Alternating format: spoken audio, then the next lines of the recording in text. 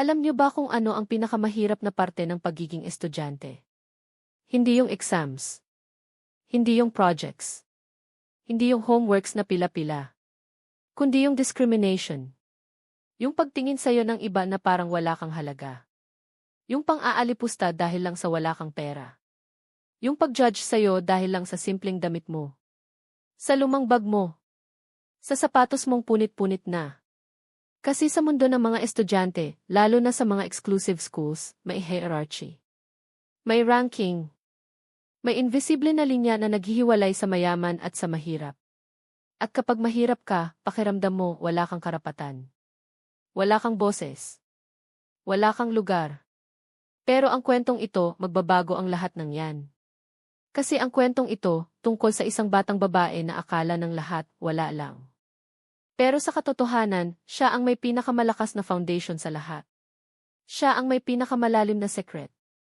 At sa isang entrance rights, lalabas ang katotohanan na magpapagulat sa lahat. Ang pangalan niya ay Maricel Santos. 18 taong gulang.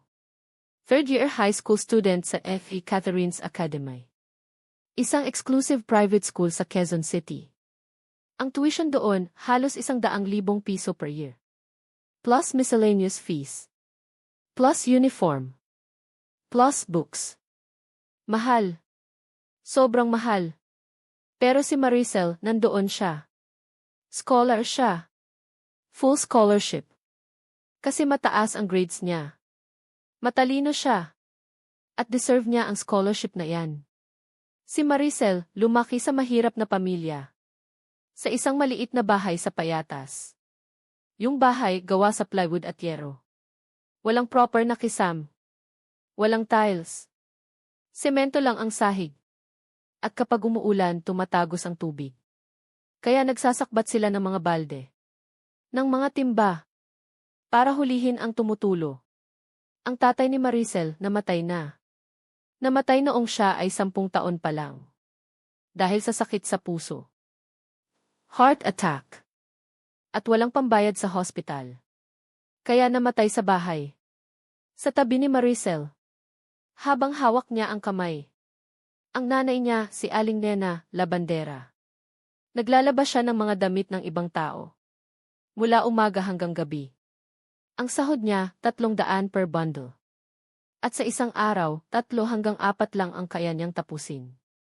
Kaya ang kita niya, mga 1,000 hanggang 1,200 per day. Sakto lang. Walang sobra. Para sa pagkain. Para sa kuryente. Para sa tubig. May kapatid pa si Maricel. Si Joshua. 15 taong gulang. First year high school din nag-aaral sa public school. Kasi walang scholarship. Kaya doon na lang. At si Joshua, working student din, nagtrabaho siya bilang delivery boy ng isang karinderya. After school. Para may extra income. Kaya si Maricel, alam niya ang hirap. Ramdam niya. Araw-araw. Kaya ang routine niya, ganito. 3:00 ng umaga, gising na siya. Nagluluto siya ng breakfast para sa nanay at kapatid niya. Kanin. Itlog. Tuyo. Simple lang. Tapos naghahanda na siya para sa school. 4:30, naglalakad na siya. Mula Payatas hanggang Quezon City. Hanggang S.E. Catherine's Academy. Ang layo, mga 10 hanggang 12 kilometers. 3 oras ng paglalakad. Kasi walang pang pamasahe.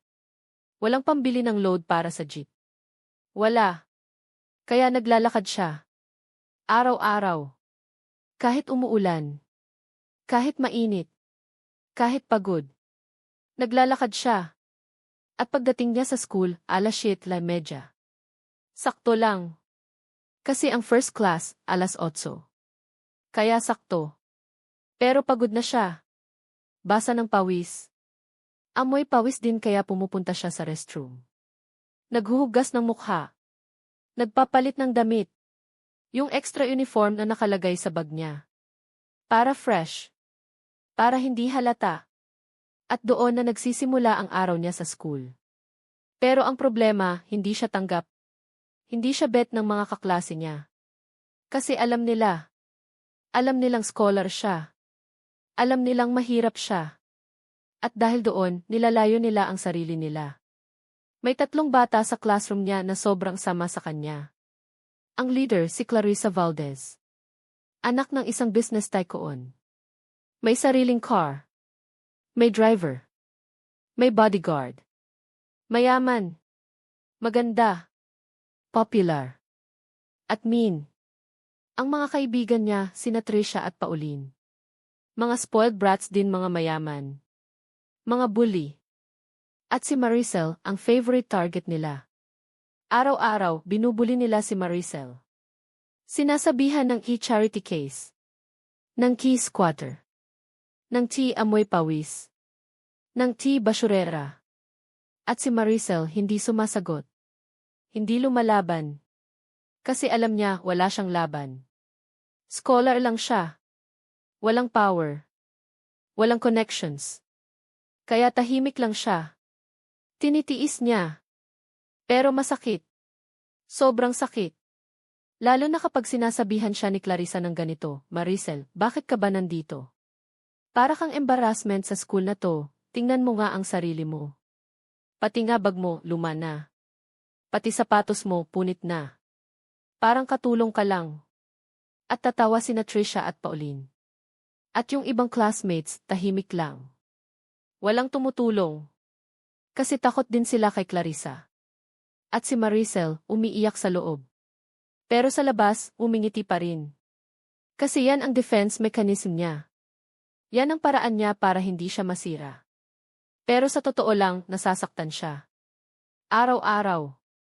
At pagkatapos ng klase, 3:00 ng hapon, naglalakad ulit siya pauwi. 3 oras ulit. Pagod. Gutom. Pero kailangan. At pagdating niya sa bahay, 6:00 na ng gabi. Nagluluto siya ng dinner. Tumutulong sa nanay sa paglalaba. Nag-aaral. Gumagawa ng assignments. At natutulog na mga 11:00. Tapos kinabukasan, ulit-ulit. Ganyan ang buhay niya. Araw-araw. Walang day off, walang rest, walang pahinga. Pero hindi sumusuko si Maricel. Kasi may pangarap siya. Gusto niyang maging accountant. Gusto niyang makapagtapos ng college. Gusto niyang makaahon sa kahirapan. Gusto niyang makatulong sa nanay niya. Sa kapatid niya. Kaya lumalaban siya. Kahit mahirap. At may isa pang dahilan kung bakit hindi siya sumusuko. May isa pang tao na nagbibigay sa kanya ng strength. Ang pangalan niya ay Miguel Cruz. 18 taong gulang din, classmate ni Maricel. At ang girlfriend niya, si Clarissa. Pero si Miguel, iba. Hindi siya katulad ni Clarissa. Mabait siya. Humble. Respectful. At lagi niyang tinutulungan si Maricel. Lagi niyang dinedepensahan. Kapag binubuli si Maricel ni Clarissa, si Miguel ang sumasagot. Clarissa, tama na. Huwag mo nang gawing target si Maricel. At galit si Clarissa. Miguel, bakit ba lagi mong dinedepensahan yan? Charity case lang yan. Kasi tao siya, Clarissa. Deserve niya ng respeto. At deserve niya ng matinong pagtrato. At dahil doon, lalo pang galit si Clarissa. Pero hindi niya masigawan si Miguel. Kasi boyfriend niya. Kasi love niya. Kaya sa halip, si Maricel ang sinisisi niya. Lalo pang binubuli.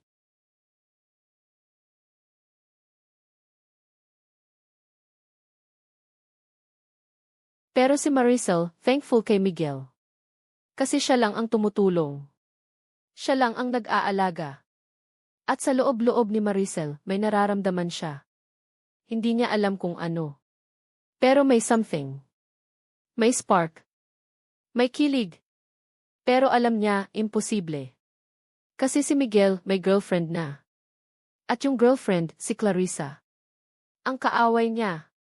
Kaya pinapagitna niya lang. Iniisip niya na gratitude lang. Pasasalamat lang. Pero ang totoo, mailihim siyang feelings kay Miguel. At ang hindi niya alam, si Miguel din may feelings sa kanya. Kasi nakikita niya ang strength ni Maricel. Ang dedication. Ang kindness. At nare-realize niya, si Clarissa, puro yabang lang. Walang substance. Walang tunay na halaga. Kaya may tension. May unspoken feelings. Pero walang nangyayari. Kasi complicated ang situation.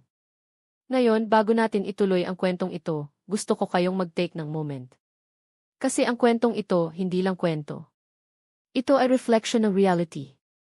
Ng buhay ng maraming kabataan sa Pilipinas. Ng mga batang lumalaban. Ng mga batang nagsisikap. Ng mga batang may pangarap. At kung nare-relate kayo, kung na-touch kayo, kung gusto ninyong malaman kung ano ang mangyayari kay Maricel, kung paano niya hinarap ang mga challenges, kung paano nabunyag ang kanyang lihim, at kung paano nag-iba ang buhay niya, huwag kalimutang mag-like ng video na ito. I-share ninyo sa mga kaibigan ninyo. At mag-subscribe sa channel. I-click ninyo yung notification bell para updated kayo sa mga kwentong tunay na nag-i-inspire, nagpaasa, at nagpapaalala na kahit gaano kahirap ang buhay, may pag-asa. May kinabukasan. At mag-comment din kayo sa baba. Sabihin ninyo kung may karanasan din kayong nabuli, o kung paano kayo lumalaban sa kahirapan, o kung ano ang pangarap ninyo. Gusto naming marinig ang mga kwento ninyo. Gusto naming maging parte ng journey ninyo. Dumating ang buwan ng Agosto. Ang simula ng school year. At kasama doon ang entrance rights para sa mga incoming college students. Ang St. Catherine's Academy may attached na college. Ang St. Catherine's University. At every year may entrance exam, may entrance rights. Para sa mga mag-aaral na gustong mag-college doon. At si Maricel nag-apply. Kasi gusto niyang mag-college sa St. Catherine's. Gusto niyang kumuha ng GC Accountancy. Kasi may scholarship program din doon. Full scholarship para sa mga deserving students. At alam ni Maricel, deserve niya. Kasi mataas ang grades niya. Mataas ang average niya. At determinado siya. Kaya nag-take siya ng entrance exam isang Sabado ng umaga. Agosto 10, 2024. Sa auditorium ng university. At kasama niya doon ang mga kaklase niya. Sina Clarissa, Trisha, Pauline. At si Miguel. Pero bago magsimula ang exam, may announcement. May entrance rights. Ang entrance rights, simple lang. Mag-i-introduce ang bawat applicant. Sabihin ang pangalan. Ang school. Ang course na gusto. At ang family background. Kasi ang St. Catherine's University exclusive. Gusto nilang malaman kung sino ang mga mag-aaral. Kung saan sila nanggaling. Kung ano ang background nila. Kaya nagsimula. Isa-isa ang nag-introduce. Una, si Clarissa. Tumayo siya. Confident. Proud. Good morning. And my name is Clarissa Valdez. I am from St. Catherine's Academy, Senior High School. I want to take up BA Business Management. If my father is the CEO of Valdez Corporation. If my mother is a lawyer. And I am excited to be part of this university. Pumalakpak ang lahat. Impressed. Sumunod, si Trisha. Good morning. I am Trisha Lim. From St. Catherine's Academy. I want to take up BA Psychology. My family owns chain of restaurants. And I am honored to be here. Pumalakpak ulit. Sumunod, si Pauline. Good morning. I am Pauline Garcia. From St. Catherine's Academy. I want to take up BS Marketing. My father is the congressman. And I am grateful for this opportunity. Pumalakpak ulit ang lahat. At habang nag-i-introduce sila, si Maricel nakaupo sa likod. Kinakabahan. Nanginginig. Kasi alam niya, kapag turn niya, may masasabi ba siya? May pagmamalaki ba siya? Kasi ang background niya, mahirap. Walang business. Walang position. Walang yaman. Paano niya sasabihin na ang nanay niya, labandera? Na ang bahay nila sa squatters area? Na naglalakad siya araw-araw papasok sa school. Nakakahiya. Nakakaembaras. Kaya nag-isip siya. Baka pwede niyang skip. Baka pwede niyang hindi na lang sabihin. Pero impossible. Kasi required. Kasi lahat kailangan mag-introduce. Kaya hinintay niya. Kinabahan siya. At dumating ang turn niya. Next, Diaz Maricel Santos. Tumayo si Maricel.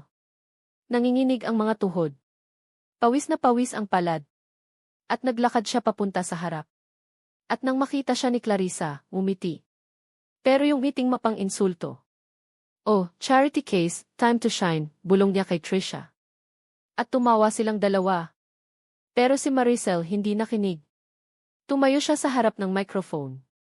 Huminga ng malalim. At nagsimula. Good morning po. Ako po si Maricel Santos. Galing po ako sa St. Catherine's Academy, Senior High School. Gusto ko pong kumuha ng GC Accountancy. Tumigil siya. Huminga ulit. Ang nanay ko po, labandera. Naglalaba siya ng mga damit para kumita. Ang tatay ko, namatay na po. Namatay dahil sa sakit sa puso. At kami po nakatira sa Payatas. Sa isang maliit na bahay. Tumahimik ang lahat. Nakinig. At ako po, scholar. Full scholarship. Kasi po, wala kaming pambayad ng tuition. Kaya lumalakad po ako araw-araw. Mula Payatas hanggang dito sa Quezon City. 3 oras po ang biyahe. Kasi wala po akong pangpamasahe. At nag-crack ang boses niya. Umiiyak na siya. Pero kahit ganoon po ang buhay ko, nandito pa rin po ako. Kasi may pangarap po ako. Gusto ko pong maging accountant. Gusto ko pong tulungan ang nanay ko. Ang kapatid ko. Gusto ko pong umahon sa kahirapan. At salamat po sa St. Catherine's Academy dahil binigyan ninyo ako ng chance. Binigyan ninyo ako ng scholarship. At sana po, bigyan ninyo rin ako ng chance dito sa university. At yumuko siya. Thank you po. At tahimik ang lahat. Walang kumibo. Walang pumalakpak. Pero may isa. May isang tao na tumayo. At pumalakpak. Si Miguel. At tumingin ang lahat sa kanya. Gulat. Maricel, sabi ni Miguel. You deserve this. You deserve more than anyone here. At pumalakpak pa siya. Malakas. At dahil doon, sumunod ang iba. Unti-unti. Hanggang sa pumalakpak na rin ang lahat.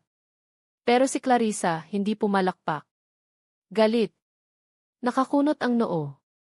At tinitingnan si Miguel. Miguel, what are you doing? Pero hindi sumagot si Miguel. Tumingin lang siya kay Maricel. At ngumiti. At bumalik si Maricel sa upuan. Umiiyak pa rin. Pero ngayon, iyak ng relief. Iyak ng gratitude. Pero hindi pa tapos. Kasi may announcement pa. Lumapit sa microphone ang Dean ng university. Si Dean Roberto Martinez. Matanda na. Dignified. Authoritative. Thank you, Yuna Santos, for your honesty. For your courage. At ngayon, may kailangan akong i-announce. Tumingin siya sa lahat. Every year, ang St. Catherine's University ay nag-aaral at tumingin siya kay Maricel. Ines Maricel Santos, congratulations. Ikaw ang recipient ng St. Catherine's Presidential Scholarship. Napamaang si Maricel. Hindi makapaniwala. Ano po? Ako po? Tumango si Dean Martinez. Ikaw. Nakita namin ang grades mo. Ang achievements mo. Ang dedication mo. At deserve mo ang scholarship na ito. Congratulations. At pumalakpak ang lahat. Malakas. Masigla. At tumayo si Maricel. Umiiyak. Pero ngayon, iyak ng saya. Iyak ng tagumpay. At lumapit siya kay Dean Martinez. At nag-shake hands. At binigyan siya ng certificate. Pero may isa pang announcement. At may isa pa, sabi ni Dean Martinez. Ines Maricel, alam mo ba kung sino ang nag-nominate sa iyo para sa scholarship na ito? Umiling si Maricel. Hindi po. Ngumiti si Dean Martinez. Ang nag-nominate sa iyo ay ang Board of Trustees ng University. At ang chairman ng board ay si King Eduardo Santos. Napatigil si Maricel. Eduardo Santos. Pero po, walang Eduardo Santos sa pamilya namin. Hindi, putol ni Dean Martinez. Hindi siya kadugo mo. Pero siya ay isang businessman. Isang philanthropist. At siya ay isa sa pinakamayamang tao sa Pilipinas. At alam mo ba kung bakit kanya ni-nominate? Umiling si Maricel. Kasi, sabi ni Dean Martinez, ikaw ay anak niya. Napamaang si Maricel. Napamaang ang lahat. Ano po? Maricel. Ikaw ay anak ni Eduardo Santos. Ang biological father mo. Ang tatay na akala mo namatay. Hindi yun ang biological father mo. Ang biological father mo ay si Eduardo Santos. At ngayon, nandito siya. At bumukas ang pinto ng auditorium. At pumasok ang isang lalaki. Matangkad. Distinguished. Naka-business suit. May aura ng power. Ng authority. Si Eduardo Santos. At lumapit siya kay Maricel. Ngumiti. Hello, Maricel. Anak. At namutla si Maricel. Hindi makagalaw. Hindi makasalita. Pero may mga tanong sa isip niya. Bakit ngayon lang? Bakit hindi sinabi noon pa? Ano ang ibig sabihin nito? At totoo ba? At dahil doon, nagsimula ang revelation. Ang katotohanan. Ang lihim na matagal nang nakatago. Lumapit si Eduardo kay Maricel. Hinawakan ang kamay niya. Maricel, anak. Alam kong naguguluhan ka. Alam kong maraming tanong sa isip mo. Kaya hayaan mong ipaliwanag ko. Huminga siya ng malalim. Noong bata ka pa, noong ikaw ay sanggol pa lang, ako at ang nanay mo, si Isabela, ay magkasintahan. Pero ang problema, hindi kami pinapayagan ng pamilya ko. Kasi si Isabela, galing sa mahirap na pamilya. At ang pamilya ko, ayaw nila ng ganoon. Gusto nila, mayaman din ang mapapangasawa ko. Tumigil siya. Nag-isip. Kaya nung nalaman nilang buntis si Isabela, pinilit nila akong iwanan siya. Pinilit nila akong mag-asawa ng iba. Ng babaeng galing sa mayamang pamilya. At dahil ako, bata pa noon, sumunod ako. Iniwan ko si Isabela. Iniwan ko kayo. Umiiyak na si Eduardo. Pero ang kapalit, hiniling ko sa pamilya ko na alagaan kayo. Nabigyan ng suporta. Kaya ang aking assistant, si Nena, ang nagpadala ko para alagaan ka. Ang babaeng akala mo, nanay mo. Pero ang totoo, siya ay nag-aalaga lang sa iyo. Para sa akin. Napamaang si Maricel. Si Nanay Nena. Hindi siya ang nanay ko? Umiling si Eduardo. Hindi, anak. Ang tunay mong nanay, si Isabela Santos, namatay na. Namatay pagkatapos kang ipanganak. Dahil sa complications. At si Nena, pinapangako ko sa kanya na alagaan ka. Napalakihin ka ng tama. Nang may values. Nang may humility. Para hindi ka maging katulad ko. Para hindi ka maging katulad ng mga taong puro yaman lang ang alam. At tumingin siya sa mga mata ni Maricel. At pinapanood kita, anak. Araw-araw. May mga tao ako na nagmonitor sa'yo. Alam ko ang ginagawa mo. Alam ko ang paglalakad mo araw-araw. Alam ko ang bullying na tinatanggap mo. Alam ko ang sakit mo. Pero hinayaan kita. Kasi gusto kong lumaki kang matatag. Kasi gusto kong maging strong ka. Para kapag dumating ang araw na ito, handa ka na. Lumapit pa siya. At ngayon, handa na ako. Handa na akong aminin kung sino ka. Handa na akong sabihin sa mundo na ikaw ay anak ko. Na ikaw ay hires ng Santos Empire. Na ikaw ay tagapagmana ng bilyon-bilyong piso. At yumuko siya. Maricel, patawad. Patawad kung ngayon lang. Patawad kung hinayaan kitang maghirap. Pero alam mo, proud ako sa'yo. Proud na proud. Kasi kahit mahirap, hindi ka sumuko. Kahit discriminated, hindi ka naging bitter. Kahit binuli, nananatili kang mabait. At yan ang gusto kong makita. Yan ang gusto kong values na meron ka. At niyakap niya si Maricel. Mahigpit. At si Maricel umiiyak. Hindi dahil sa sakit, kundi dahil sa overwhelming emotions. Dahil sa truth. Dahil sa revelation. Pero may tanong pa siya. Pero tatay, si Nanay Nena, alam ba niya? Tumango si Eduardo.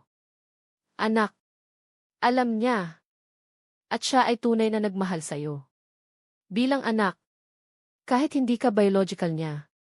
Kaya huwag mong sisihin si Nena. Kasi ginawa niya lang ang ipinangako niya sa akin. At ginawa niya ng buong puso. Tumango si Maricel. Umiiyak pa rin. At habang nangyayari ito, si Clarissa, nanood lang. Namumutla. Hindi makapaniwala. Kasi ngayon, na-realize niya. Ang babaeng binuli niya, ang babaeng tinawag niyang charity case, ay Heres pala. Ay mas mayaman pa pala sa kanya. Ay may mas mataas na position. At si Miguel, bumiti. Proud. Kasi alam niya. Alam niyang deserve ni Maricel ang lahat ng ito. At lumapit si Dean Martinez. Santos, ano po ang plano ninyo ngayon? Ngumiti si Eduardo. Ang plano ko, simple lang. Ipapasok ko si Maricel sa board ng Santos Corporation. Tuturuan ko siya kung paano mag-manage ng business. Ipapakita ko sa kanya kung paano maging leader. At pagkatapos ng ilang taon, siya na ang magiging Siya na ang mamumuno. At tumingin siya kay Maricel. Pero bago yun, gusto kong mag-enjoy ka muna. Gusto kong mag-aral ka. Gusto kong maging normal student ka. Kasi yan ang importante. Ang education. Ang experience. Hindi lang ang pera. Tumango si Maricel. Salamat po, tatay. At niyakap niya ulit si Eduardo. At mula noon, nag-iba ang buhay ni Maricel. Completely. Lumipat siya sa isang malaking bahay sa Forbes Park. Kasama si Nanay Nena at si Joshua. Binigyan sila ng comfortable life. Ng maayos na bahay. Ng sasakyan. Ng lahat. At si Maricel nag-aral sa St. Catherine's University. Accountancy. Full scholarship. Plus allowance. Plus dormitory. Pero hindi siya tumira sa dorm. Kasi mas gusto niyang kasama ang family niya.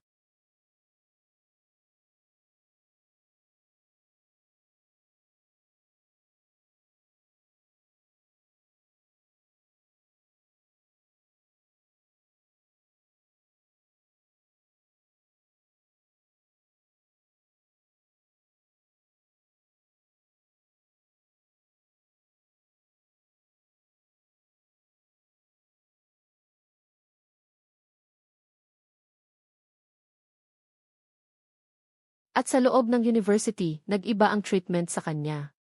Kasi ngayon, alam na ng lahat kung sino siya. Anak ni Eduardo Santos. Heiress ng Santos Empire. Kaya ang mga dating nanlalait sa kanya, ngayon, nagpapa-friend. Nagpapaka-close. Nagpapaka-nice. Lalo na si Clarissa. Lumapit siya kay Maricel. Maricel, sorry. Sorry sa lahat ng ginawa ko. Hindi ko alam. Hindi ko alam na ganoon pala ang background mo. Sana, magkaibigan na tayo. Pero si Maricel, tumingin lang sa kanya.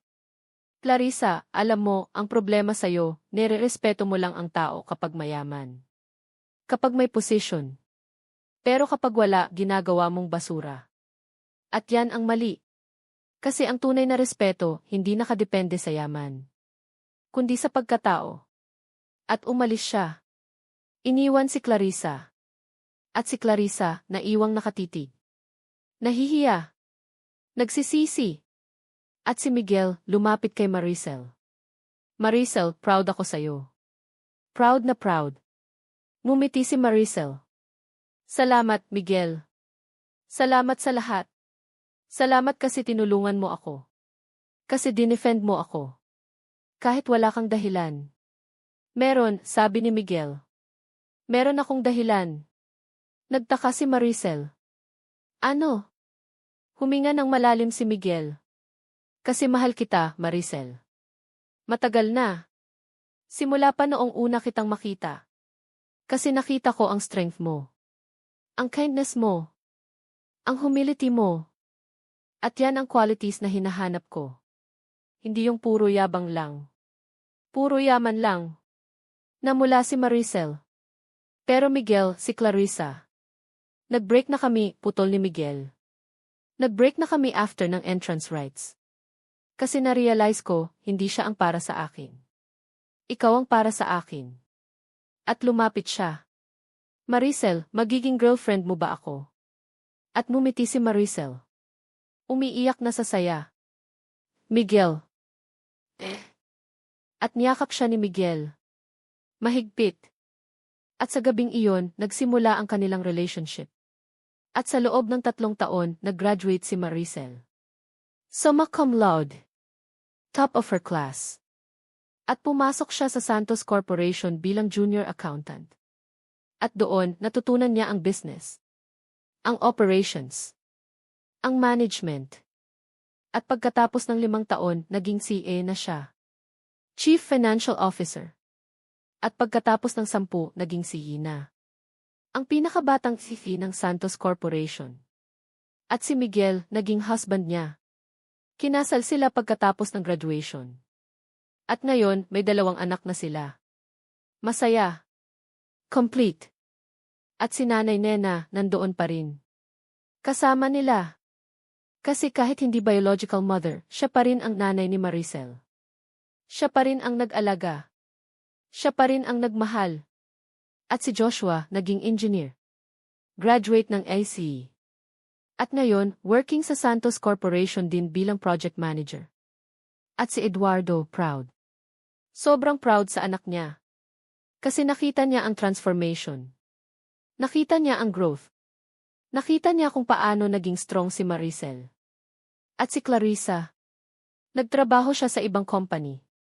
Nag-apply sa Santos Corporation pero hindi tinanggap. Kasi alam ni Maricel kung sino siya. At alam niyang hindi deserve ni Clarissa ang opportunity. Pero hindi siya naging bitter si Maricel. Hindi siya naging vengeful. Kasi ang natutunan niya, ang tunay na tagumpay, hindi nakadepende sa pagbabalik ng sakit. Kundi sa pag-move forward. Sa pag-grow. Sa pag-become ng better person. Kaya ngayon, masaya siya. Fulfilled. At grateful. At ang moral ng kwentong ito, simple lang. Hindi nasusukat ang halaga ng tao sa pera. Hindi sa position. Hindi sa background. Kundi sa character. Sa values. Sa kung paano niya tratuhin ang ibang tao. At ang tunay na tagumpay, hindi dumadating sa mga taong nag-aabang lang. Kundi sa mga taong lumalaban. Sa mga taong nagsisikap. Sa mga taong hindi sumusuko kahit gaano kahirap. Kaya kung kayo ay estudyante ngayon, kung kayo ay nahihirapan, kung kayo ay binubuli, kung kayo ay discriminated, tandaan ninyo. Lilipas din yan. Darating ang araw na makikita ninyo ang halaga ninyo. Makikita ninyo kung gaano kayo ka-deserving. At makikita ninyo kung sino talaga kayo. Kaya huwag kayong susuko. Huwag kayong titigil. Kasi deserve ninyo ang success. Deserve ninyo ang happiness. Deserve ninyo ang respect. At sa mga taong nag-discriminate, sa mga taong nambubuli, tandaan ninyo. Ang ginagawa ninyong masama, babalik din sa inyo. Kasi ang